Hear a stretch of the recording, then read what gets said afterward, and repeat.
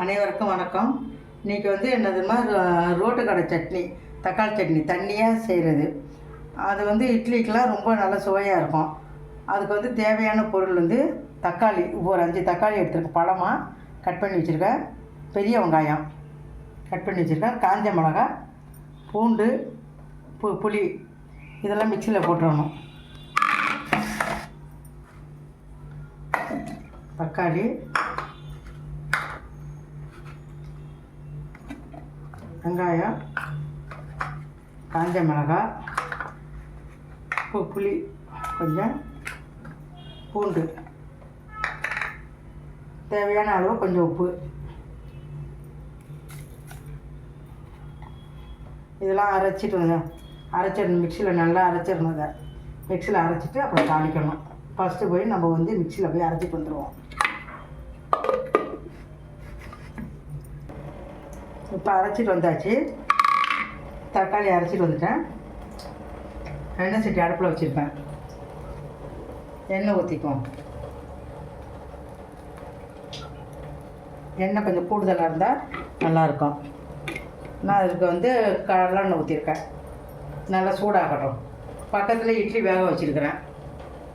இட்லிக்கு ரொம்ப சுவையாக இருக்கும். அது ரோட்டு கடைங்களெல்லாம் இந்த மாதிரி சட்னி தான் செய்கிறாங்க. ரொம்ப நல்லாயிருக்கும். அது நாமளும் எப்போயும் தேங்காய் சட்னி, பொட்டுக்கடலை சட்னி அதே தான் சாப்பிட்றோம். இது கொஞ்சம் டிஃப்ரெண்ட்ஸாக சாப்பிட்டோம்னா நல்லாயிருக்கும். இது கொஞ்சம் எண்ணெய் காயட்டும். எண்ணெய் நல்லா காஞ்சி வந்துருச்சு. இப்போ வந்து கடுகு, உளுத்தம் பருப்பு, இப்போ இது நல்லா பொரிஞ்சு வரட்டும்.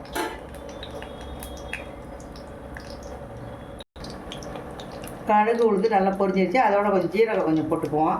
ஜீரகம் பொரியட்டும்.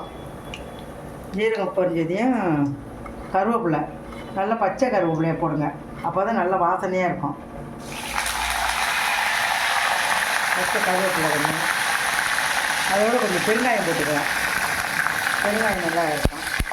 வெங்காயம் இதெல்லாம் இப்போ நல்லா இதாகிடுச்சு, காஞ்சி.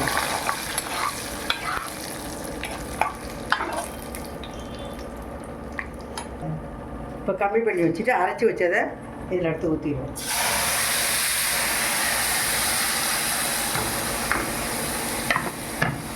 நல்லா கிண்டி விடுவாங்க. இப்போ தண்ணி கலந்து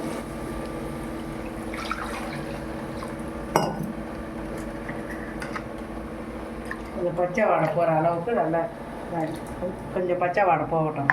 அப்புறம் தேவையான அளவு தண்ணி ஊற்றிக்கலாம். இதோட கொஞ்சம் மிளகாத்தூள், தனி மிளகாத்தூள் போட்டிருக்கேன். தனி மிளகாத்தூள் போட்டிருக்கேன்.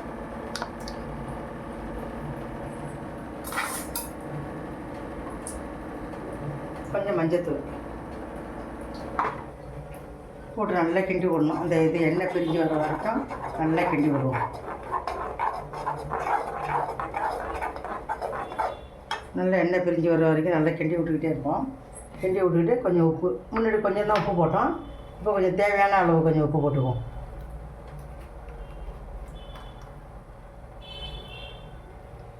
தேவையான அளவு உப்பு. நல்லா அந்த பச்சை வாடை போகிற அளவுக்கு நல்லா வதங்கணும். அது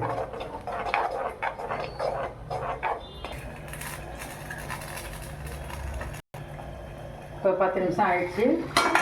எண்ணெய் நல்லா பிரிஞ்சு வந்துருக்குது. இதை நல்லா கிண்டி விட்டுட்டு தண்ணி ஊற்றணும்.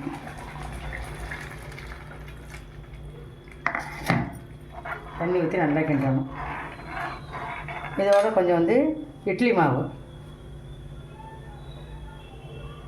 கொஞ்சமாக தண்ணி ஊற்றிக்கலாம்.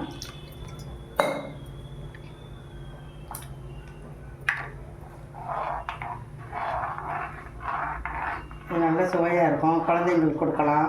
தினமும் ஒரே மாதிரி சட்னி செய்யாமல் இது ரொம்ப நல்லாயிருக்கும். இது சாப்பிட்றதுக்கு செய்யும் போதே ரொம்ப நல்லா இருக்குது வாசனை.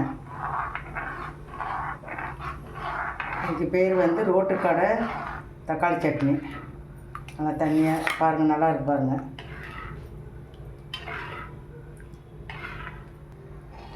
நல்லா கிண்டி விட்டாச்சு.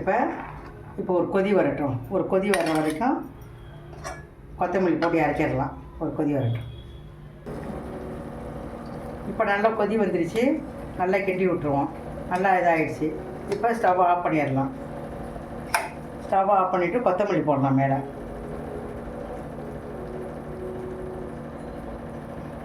ரொம்ப மிகவும் நல்ல சுவையாக இருக்கும் அது. இந்த கொத்தமல்லி போட்டாச்சு. இப்போ இறக்கி வச்சுட்டேன். இட்லி சுட்டு வச்சுருக்கேன். நல்லா சூடாக இட்லி இருக்குது. அதில் ஊற்றி சாப்பிட்டோம்னா ரொம்ப ருசியாக இருக்கும். தோசையில் சாப்பிட்லாம், இட்லி சாப்பிட்லாம். இது வந்து நம்ம எவ்வளோ வேணாலும் ஊற்றிக்கலாம். இதுக்கு நம்ம கார சட்னி, தேங்காய் சட்னி எதுவுமே அரைக்க வேண்டியதில்லை. இதுவே போதும். ரொம்ப சுவையாக இருக்கும். நான் போடுறதெல்லாம் பாருங்கள். லைக் பண்ணுங்கள், ஷேர் பண்ணுங்கள், கமெண்ட் பண்ணுங்கள். உங்களோட ஆதரவு எனக்கு எப்பயுமே தேவை. நான் போடுறதெல்லாம் விடாமல் பாருங்கள். நன்றி, வணக்கம்.